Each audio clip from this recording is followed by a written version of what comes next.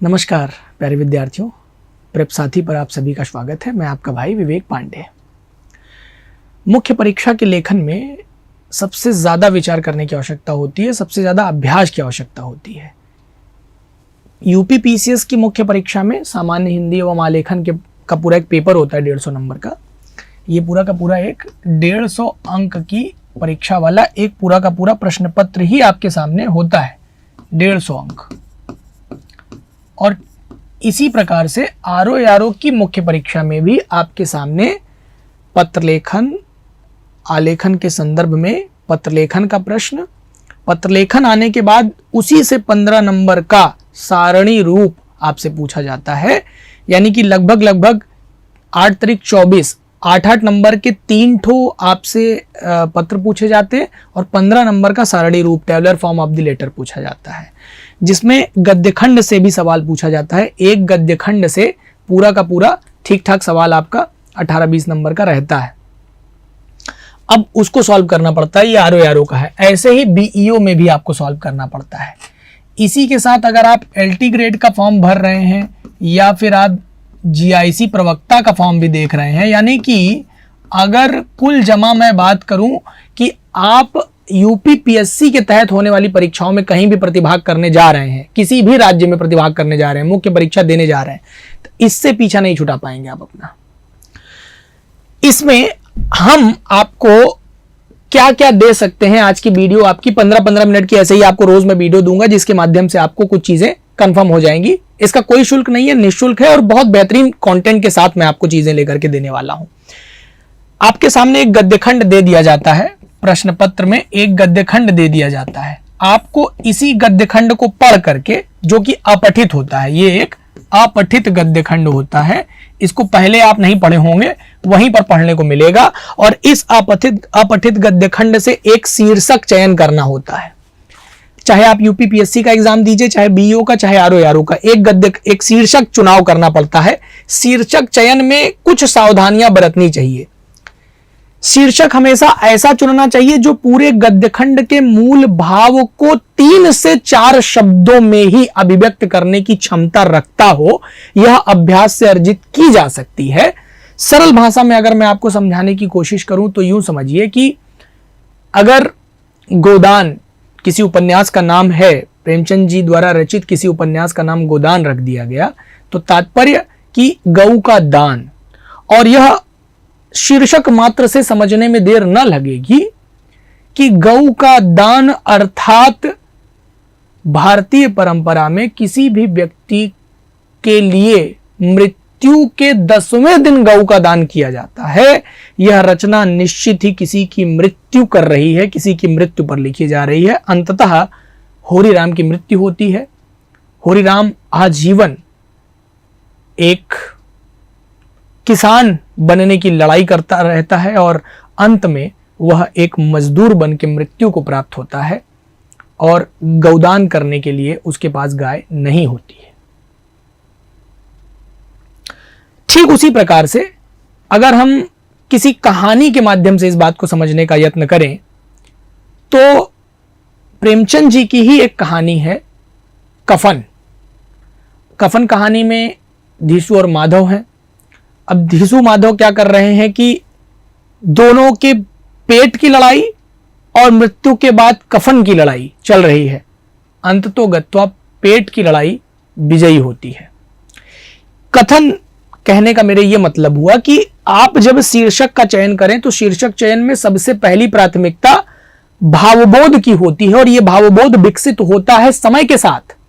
यानी कि आप हमेशा रचनाओं को पढ़ने के, अपठित गद्यांशों को पढ़ने के, नए नए चीजों को पढ़ने के आदी बनिए, ताकि आप उसके भाव को, उसके विचार को जल्द से जल्द ग्रहण कर पाइए। जब तक आप ग्रहण न कर पाएंगे तब तक उसके लिए सर्वथा उचित शीर्षक लिख पाना संभव नहीं है। हालांकि शीर्षक लेखन के लिए मेरा 10-15 मिनट का एक अलग से वीडियो आएगा, जिस पर मैं कुछ गद्य खंडों के माध्यम से आपसे बात कर पाऊंगा कि कैसे इस गद्य खंड पर विचार करके आप एक शीर्षक का चुनाव कर सकते हैं। अभी मेरा आपको शीर्षक चयन समझाना केवल एक मोटा मोटा था कि शीर्षक चयन क्या होता है, यह समझ जाइए बस। अब आ जाइए संक्षेपण लेखन और सारांश लेखन। ये दो बातें आपको लिखनी पड़ती हैं कि आप सारांश लिखिए, संक्षेपण लिखिए। आज की कक्षा सारांश लेखन और संक्षेपण लेखन पर आधारित है। पूरे गद्यखंड की व्याख्या आपसे पूछा जाता है, पल्लवन पूछा जाता है। अगर यूपी पीसीएस में बात करेंगे तो पल्लवन पर भी प्रश्न आते हैं। क्या होता है इस पर विचार बाद में होगा कि पल्लवन किसे कहते हैं, पल्लवन क्या होता है। तो गद्यखंड में से रेखांकित अंश की व्याख्या, इसी गद्यखंड से रेखांकित अंश होते हैं कुछ, इसी रेखांकित अंश की व्याख्या करने के लिए दे देगा। ये रेखांकित अंश मैक्सिमम कितने हो सकते हैं, तो जब हमारी आपको वीडियो मिलेगी रेखांकित अंशों की व्याख्या पर, तो वहां से आप रेखांकित अंश की व्याख्या वाला मामला समझिएगा। आज की वीडियो सारांश और संक्षेपण पर आधारित है, तो आज हम सारांश और संक्षेपण पर बात करेंगे। यहां से और क्या प्रश्न बन सकता है, तो यहां से प्रश्नोत्तर लेखन पर प्रश्न बनता है। प्रश्नोत्तर लेखन पर सवाल बन जाता है। यहां पे समझिएगा मेरी बात को, यानी कि यहां से मैक्सिमम कितने क्वेश्चन बन सकते हैं। अगर आप यूपीपीएससी के 150 नंबर के लिए जा रहे हैं, आरओ की मुख्य परीक्षा लिखने जा रहे हैं, बीईओ की मुख्य परीक्षा के लिए अपने आप को तैयार कर रहे हैं, तो लेखन में इतनी चीजें आपकी मैक्सिमम तैयार होनी चाहिए। गद्य अपठित गद्यखंड के मामले में जितने भी प्रश्न आते हैं, उन मामलों पर इतनी चीज यदि आपने तैयार कर लिया है तो आप एक मजबूत विद्यार्थी हैं, फिर तो आपका काम हो जाएगा। शीर्षक चयन अकेले अकेले 3 नंबर आपको आरओ में दे देता है, पीएससी में 5 नंबर दे देता है। ऐसे ही संक्षेपण और सारांश में आपसे प्रश्न पूछे जाते हैं। अपठित गद्यांश की जो रेखांकित अंश होते हैं, ये मैक्सिमम 3 रेखांकित अंश हो सकते हैं। बल्कि देखा गया है कई बार कि यूपीपीएससी में अब 3 जगह पर रेखांकित अंश न दे करके एक ही भाग को रेखांकित करके दे दिया जाता है, उसी की व्याख्या आपको करनी पड़ती है। इसका एक नियत प्रारूप इस्तेमाल करना चाहिए। जब हम उस पर वीडियो देंगे तो प्रारूप पर भी चर्चा होगी। आज मैं आपको समझाऊंगा कि सारांश और संक्षेपण में अंतर क्या होता है। आज की वीडियो मूल रूप से इसी पर आधारित है कि सारांश और संक्षेपण में अंतर क्या होता है। तो जरा सा मैं एक पृष्ठ लेकर के आपको अपनी बात समझाने की कोशिश में हूं कि आप समझिए कि सारांश और संक्षेपण दरअसल है क्या। जब हम आपके सामने लिखते हैं सारांश, तो जरा सा इसको तोड़ करके देख लेना चाहिए। तो सार धन अंश से मिल करके बना हुआ है सारांश, और संक्षेपण को अगर तोड़ें, संक्षेपण, तो किसी चीज का संक्षिप्त रूप ही क्या है, संक्षेपण है। यानी कि यह गद्यखंड के मूल भावों का संक्षिप्त रूप है। अगर हम संक्षेपण की बात करें तो गद्यखंड के मूल भाव का, गद्यखंड के मूल भाव का संक्षिप्त रूप कहा जा सकता है। क्या? गद्यखंड के मूल भाव का संक्षिप्त रूप इसे हम कह सकते हैं। वह रूप जो 30 से 35% अधिकतम अंशों में 1/3 भाग, मूल भाग का 1/3 भाग में लिखा जा सकता हो, उसे संक्षेपण कहा जाता है। जिसमें उसमें लिखित कहावत, उसमें रचित मुहावरे, उसमें रचित वाक्यांश, उसमें रचित उदाहरण, उसमें रचित अनर्थक अनर्गल तथ्य,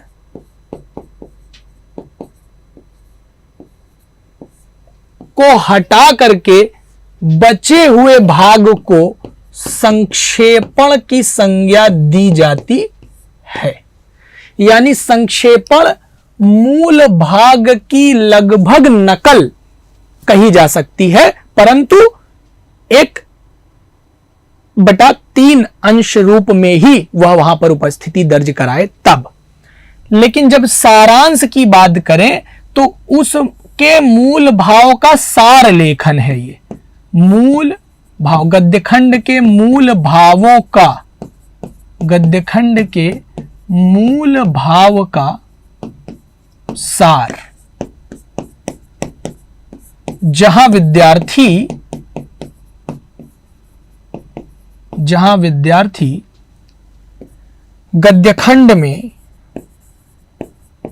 गद्यखंड को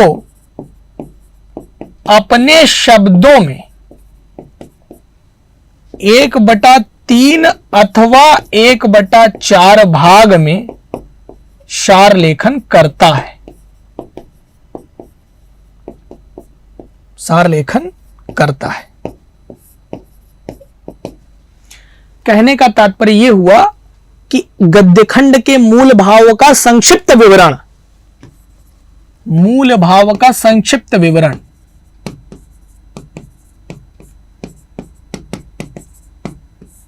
संक्षिप्त विवरण, परंतु नकल नहीं। बहुत गौर से समझिएगा मेरी बात का, परंतु नकल नहीं, तब वह सारांश होगा, अन्यथा वह संक्षेपण के हिस्से में चला जाएगा। थोड़ा सा कठिन लगेगा क्योंकि यह भाग काफी समझने वाला भाग है। यूं कतई नहीं कि एक बार में आपको कोई चीज बताया गया और आपको कंठस्थ हो गया। न तो आप यह प्रश्न कर सकते हैं, क्योंकि यह अबोध प्रश्न होगा कि सारांश और संक्षेपण को लेकर के हमें कुछ ऐसा बता दीजिए कि हम ये किताब पढ़ लें और इससे हम महारत हासिल करके सफल हो जाएं। नहीं, ना तो इसे रटकर, ना तो इसे पढ़कर, ना इसके तथ्यों को रटकर, ना इसके तथ्यों के नोट्स बना करके, कुछ भी करके संभावना नहीं है। बिना अभ्यास के इसमें आपकी मदद नहीं हो सकती। इसके लिए आपको एक शिक्षक की आवश्यकता पड़ेगी जो आपकी मदद कर सके, जिसने सारांश लेखन और संक्षेपण लेखन और लंबे समय से पीएससी में पढ़ने पढ़ाने का अनुभव रखा हो, जो आपकी एटलीस्ट कॉपी चेक कर सके, बता सके कि आपने ये गलतियां की हैं और इसकी जगह पर अगर इस बात को ऐसे लिखते तो आपको अधिक नंबर मिलते, तो वही विद्यार्थी इसमें बाजी मार पाता है। ये बिल्कुल नहीं कि ऐसा कमजोर विद्यार्थी और मजबूत विद्यार्थी वाला मामला यहां लागू नहीं होता। कई बार कमजोर विद्यार्थी बहुत अच्छे अंक अर्जित कर लेते हैं और मजबूत विद्यार्थी मुंह खा जाते हैं।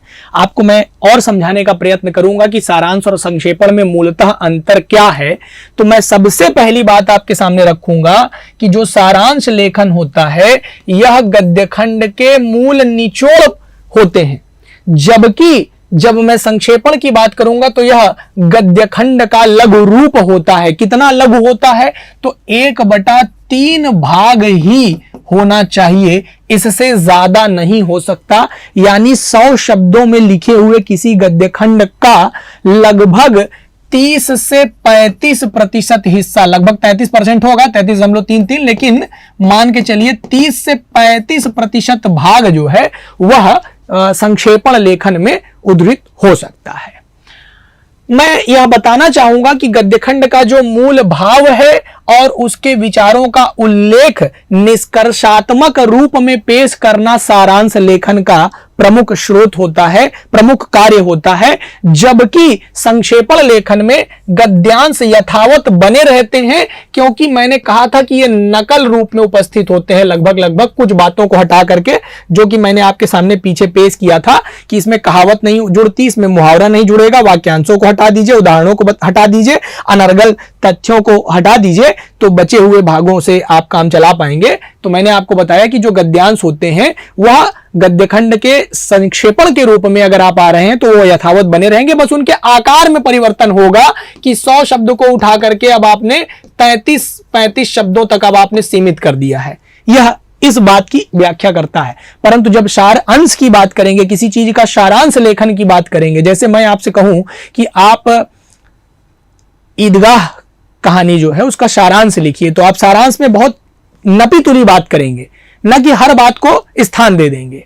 और जब वहीं पर उसी का संक्षेपण करने की बात आएगा तो वहां से कुछ चीजों को हटा करके आप उसी को उतारने का प्रयास करेंगे, लगभग नकल पे उतरेंगे, जबकि सारांश में ऐसा नहीं होगा। सारांश में आपके अपने भाव, यहां तक कि उन शब्दों की जगह पर, सारांश में उपस्थित शब्दों की जगह पर आपको यह तक सलाह दिया जाएगा कि पर्याय शब्दों का प्रयोग करिए, हूबहू शब्दों का प्रयोग करने से बचिए ताकि आपको अधिक अंक मिल सके।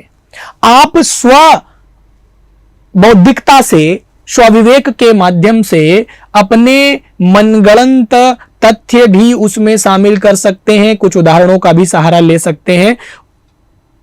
गद्य खंड में लेखक के मंतव्य से हट करके कोई बात नहीं करनी होती, यह ध्यान दीजिएगा।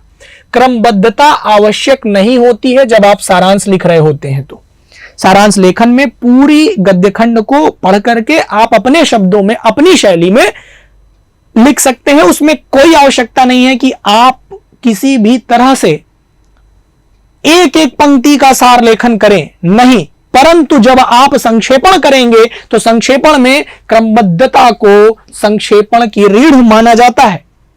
गौरतलब हो कि जब आप संक्षेपण लेखन करें तो संक्षेपण लेखन में आप यदि तथ्यों को बीच से गायब कर रहे हैं, फिर आगे की बातों को संक्षिप्त में लिखते हुए आगे बढ़ते हैं, फिर ऊपर की कोई बात ले लेते हैं, तो वह संक्षेपण कमजोर हो जाता है और आपके अंक दायी होने के मुकाबले वह आपको नीचे गिरा देता है, निचले पायदान पे लेके चला जाता है। वहीं यदि मैं बात करूं कि सारांश लेखन कितना हो सकता है, तो यह मूल भाव का 30 से 50% हिस्सा हो सकता है, इससे ज्यादा नहीं। 50% से ज्यादा का प्रयास नहीं करना है, क्योंकि हमको मूल गद्यांश का सार अंश करना है। तो प्रयास, हाँ, यदि गलती से 55% या 60% भी पहुंच जाए तो कोई बहुत बुरा नहीं है। हाँ, लेकिन आपके प्रति एक अच्छे अंक लेने की कला अगर अर्जित करना चाहते हैं तो मैक्सिमम 50% हिस्से तक ही उतरिए, उससे ज्यादा हिस्से में उतर के बात करने का यत्न नहीं करना चाहिए। लेकिन जब यही संक्षेपण की बात करेंगे तो यह मूल भाग का 1/3 ही मैक्सिमम हो सकता है, इससे ज्यादा नहीं हो सकता किसी भी कीमत पर। इससे कुछ कम कहिए कि 33% बन रहा है, 30% पे काम हो सकता है, चलेगा। अंतिम बात यह कि सारांश में जो गद्यखंड है उसमें जो शब्द सीमा होती है और शीर्षक होती है, उसके लिखने की कोई बाध्यता नहीं बनाई जाती। क्यों? क्योंकि अगर आप जानते हो कि संक्षेपण लेखन कैसे किया जाता है, तो संक्षेपण लेखन का प्रारूप होता है, संक्षेपण लेखन का एक निर्धारित प्रारूप होता है। आप इस निर्धारित प्रारूप से हट करके यदि संक्षेपण लेखन करेंगे तो वह कदापि अच्छा नहीं माना जाता। जैसे मैं आपको समझाता हूं कि यह लिखा किस प्रकार जाता है। सर्वप्रथम यहां शीर्षक का चुनाव कर लेना चाहिए संक्षेपण लेखन में। यहां पर क्या कर लेना चाहिए? शीर्षक का चुनाव कर लेना चाहिए। तत्पश्चात हमें अपने संक्षेपण को लिखने का यत्न करना चाहिए कि यह हमारा संक्षेपण है, हम इसको लिखते चले गए। इस प्रकार से हमने अपना संक्षेपण लिख दिया। संक्षेपण हमने अपना 1/3 भाग में, यानी कि अगर 100 शब्द हैं तो उसके लिए 33 शब्द, 30 शब्द, 35 शब्द मान के चलिए, और यदि 200 शब्द हैं तो उसी हिसाब से 60 से 70 या 80 शब्दों तक मैक्सिमम उसको लिख सकते हैं। तो ये हमने यहां से लेकर के यहां तक संक्षेपण लिखा। फिर हम जितने भी शब्दों को यहां पर लिखे हैं मूल शब्द सीमा लिख करके यहां पर रखना चाहिए कि मूल शब्द सीमा इतनी है, हमारे संक्षेपण की मूल शब्द सीमा लिखनी पड़ती है। तो यहां पर हमने मूल शब्द सीमा लिख दिया। ठीक है, इस प्रकार ये जो है ये संक्षेपण लेखन का प्रारूप है। जब आप हमसे पढ़ेंगे, हमारे साथ जुड़ेंगे, हमारे बैच का हिस्सा बनेंगे, तो मैं आपको ये सारी चीजें करवाऊंगा, क्लास में पढ़ाऊंगा भी, उसका अभ्यास भी करवाऊंगा, साथ ही आपकी कॉपी चेक होगी। मतलब एक नियम बनाया जाता है, ग्रुप बनाया जाता है। अगर आप हमारे साथ जुड़ना चाहते हैं तो अभी मैं अंत में बता दूंगा कि जुड़ने की प्रक्रिया क्या है। तो संक्षेपण लेखन का जो प्रारूप है वो कुछ इस प्रकार होता है कि आपने पहले तो शीर्षक लिख दिया, शीर्षक लिखने के बाद आपने संक्षेपण लिखा जो कि मूल भाग का 1/3 होना चाहिए मैक्सिमम तक। हाँ, ये भी ना हो कि बहुत कम शब्दों में, 100 शब्दों के बदले में आपने 15-20 शब्द में ही संक्षेपण लिख दिया, ऐसा नहीं संभव है। वह 1/3 के इर्द गिर्द पहुंचना चाहिए, 2-3 शब्द आगे पीछे चलेगा। ठीक है, और ये अनिवार्य शर्त है कि शीर्षक लिखने के बाद ही आप संक्षेपण लिखेंगे, और मूल शब्द सीमा लिखना अनिवार्य शर्त है। मतलब ये पूरा होना ही चाहिए, इससे आप बच के नहीं निकल सकते, इससे भाग नहीं सकते। नहीं तो फिर आपने क्या किया, संक्षेपण अच्छा लिखने के बावजूद भी आपको नंबर नहीं मिलेंगे। मान लीजिए आपने ये वाला पक्ष हटा दिया, ये वाला पक्ष हटा दिया, केवल इतना ही करके आए हैं, तो अच्छे अंक नहीं मिलेंगे। अच्छे अंक क्या, बुरे अंक भी नहीं मिलेंगे। ठीक है, इसलिए यह भाग थोड़ा सा बेहतर माना जाता है, क्योंकि मुख्य परीक्षा में आप अभ्यास के आधार पर, ज्ञान के आधार पर, क्योंकि आगे जब आप नौकरी करने जाएंगे तो आपके कागज पर लिखे हुए कथनों के आधार पर अब व्यवस्थाएं आगे बढ़ेंगी, आपके एक सिग्नेचर के आधार पर व्यवस्थाएं आगे बढ़ेंगी। आपके लिए गए निर्णय कागज पर दिखाई पड़ने चाहिए, भाषागत नहीं होने चाहिए, केवल वाचन में नहीं होने चाहिए, वह लेखन में दिखने चाहिए। इसलिए बहुत आवश्यक है कि ये पूरे के पूरे खंड आपने बहुत कायदे से समझ रखा हो, पढ़ रखा हो। तो आप इस पूरे खंड में, इस पूरी कक्षा में आज आपने सीखा कि सारांश लेखन क्या है, संक्षेपण लेखन क्या है, और सारांश और संक्षेपण में मूलतः क्या अंतर होता है। क्योंकि जैसे हमसे पीएससी में प्रश्न पूछ लिया गया, चाहे तो वह यूपी पीएससी हो, एमपी पीएससी हो, चाहे वह झारखंड आपका बिहार पीएससी हो, चाहे वह आपका हरियाणा पीएससी हो, सब जगह पर यहां से प्रश्न आते हैं। लगभग हर पीएससी के बच्चे जुड़े हुए हैं। अक्सर उनकी ये गलतियां होती हैं। जब मैं कॉपी देखता हूं तो ये मुझे समझ में आता है कि बच्चों ने सारांश और संक्षेपण के मूल अंतर को अभी समझा ही नहीं है, और वह दोनों को लगभग एक मान करके ही लिखते चले जाते हैं। अमूमन तो यह गलती दिखाई पड़ती है कि जब किसी गद्य खंड के भाग का सारांश लिखना हुआ तो विद्यार्थी ने क्या किया कि हूबहू वही तर्क, अब ना तो उसने अपने तर्क जोड़े, ना तो अपने उदाहरण जोड़े, ना तो उसने अपने बुद्धि का प्रयोग किया, ना तो अर्थ ग्रहण किया, बस लिखते चले गए, लिखते चले गए, लिखते चले गए। नहीं, शुरुआती दौर में तो ये ठीक है, लेकिन आपको धीरे धीरे धीरे धीरे अपने अंदर अनवरत प्रयास के माध्यम से, अभ्यास के माध्यम से उसको ठीक करने की जरूरत होती है। तो ये पूरी प्रक्रिया है। मैं आपको बता दूं कि आप हमारे साथ जुड़ना चाहते हो तो नीचे डिस्क्रिप्शन बॉक्स में हमारा इंस्टाग्राम आईडी भी है और हमारा टेलीग्राम आईडी भी है और हमारा फोन नंबर भी है, जिसके माध्यम से आप व्हाट्सएप करके बता सकते हैं कि हमारे एरो की मुख्य परीक्षा की बैच में जुड़ना चाहते हैं, या बीईओ की मुख्य परीक्षा की तैयारी करना चाहते हैं, या फिर यूपीपीएससी की मुख्य परीक्षा की तैयारी करना चाहते हैं। उसके लिए आप हमारे साथ जुड़ सकते हैं। ठीक है, तो उम्मीद करते हैं कि ये पूरा का पूरा जो मैंने आप लोगों को पढ़ाया ये बहुत अच्छा लगा होगा। आप अपने मूल्यवान 4 शब्द जरूर लिख करके कमेंट बॉक्स में प्रेषित करें, मुझे बहुत अच्छा लगेगा। और पूरे के पूरे मुख्य परीक्षा पर आपकी पकड़ मजबूत करने के लिए मैं आपके साथ हूं। ऐसे ही 15-15 मिनट की कुछ वीडियोस मैं आपको जरूर उपलब्ध करवा दूंगा। इसको एक प्रकार का डेमो आप मान सकते हैं। पूरी कक्षा पढ़ा पाना तो लगभग असंभव है, ये संभव ही नहीं है, लेकिन आप अगर जुड़े तो जुड़ करके आप इन पूरी चीजों पर बेहतर पकड़ मजबूत कर सकते हैं, बना सकते हैं। इन वीडियोस के माध्यम से आपको यह जरूर आभास हो जाएगा कि सर के पढ़ाने की टैक्टिक्स क्या है, तरीका क्या है। वैसे तो बहुत लंबे समय से आप मुझे अन्य चैनलों पर देख रहे होंगे, लेकिन अभी यह हमारा अपना चैनल है प्रेप साथी, जिसके माध्यम से आप जुड़ेंगे। चैनल पर नए हैं तो सब्सक्राइब कर लीजिएगा, बेल आइकन पर प्रेस कर दीजिएगा। हमारे साथ जुड़ने के लिए आपको मैं एक नंबर दे देता हूं, जिस नंबर पर आप हमको संपर्क कर सकते हैं। ये हमारा नंबर है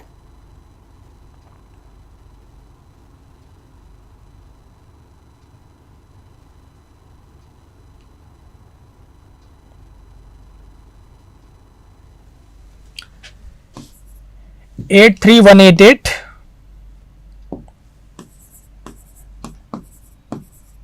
99608। इस नंबर पर आप केवल व्हाट्सएप कर सकते हैं, केवल व्हाट्सएप करिएगा, कॉल मत करिएगा। इतनी बड़ी टीम नहीं है कि हम आपका फोन उठा करके दिन भर जवाब दे पाए। 83188 इसको सेव कर लीजिए। ये प्रेप साथी आपके लिए